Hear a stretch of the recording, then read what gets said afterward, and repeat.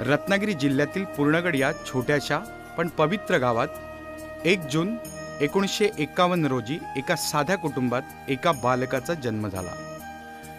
त्यांचं नाव होतं भगवान दत्तू लोकरे, आई तारामती आणि वडील दत्तू रामा लोकरे।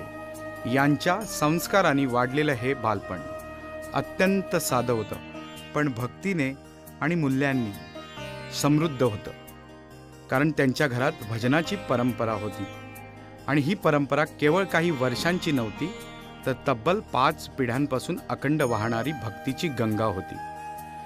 लहानपणापासूनच भजनाचे सूर, गजर आणि अभंग त्यांच्या कानावर पडत होते।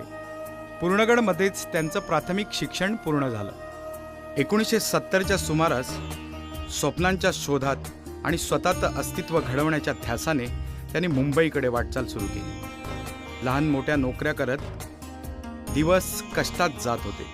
1973 साली महानगर टेलिफोन निगममध्ये त्यांना नोकरी मिळाली। पण या सगळ्या प्रवासात एक गोष्ट मात्र कधीच बदलली नाही, ती म्हणजे त्यांच्या मनात अखंड जिवंत असलेली भजनाची ओढ। 1975 साल त्यांच्या आयुष्यातील एक असा टप्पा ठरला की जिथून त्यांच्या भक्तीला खरी दिशा मिळाली। या प्रवासात त्यांना कोकण कलाभूषण कैलासवासी चंद्रकांत कदमबुवा, तसेच भजन किमयागार कैलासवासी प्रमोद दीक्षित बुवा आणि संगीत अलंकार बाळासाहेब वाईकर बुवा यांसारख्या दिग्गज महान गुरूंचे मार्गदर्शन लाभले। आणि या गुरूंनी त्यांच्या कलेला केवळ शिकवण दिली नाही, तर त्या कलेत प्राण फुंकण्याचे कार्य केलं।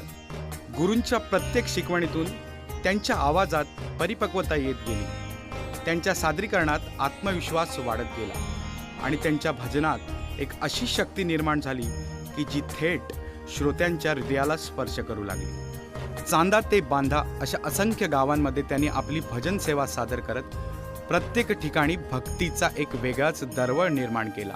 आणि अशा प्रकारे एक साधा भजनप्रेमी हळूहळू आपल्या कलेच्या, साधनेच्या आणि गुरूंच्या आशीर्वादाच्या जोरावर एक आदरणीय आणि प्रेरणादायी लोकांच्या हृदयात कायमचं स्थान मिळवणारा भजनकार बनत गेला।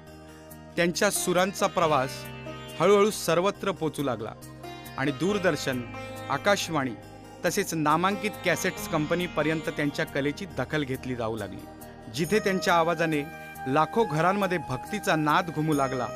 पंढरपूर आणि अक्कलकोट यासारख्या पवित्र स्थळांवर त्यांनी भक्तिपूर्वक भजन केलं। त्यानंतर पनवेलमध्ये झालेल्या 192 तासांच्या सामूहिक भजनात त्यांनी सहभाग घेतला, ज्यामुळे भक्तींना एक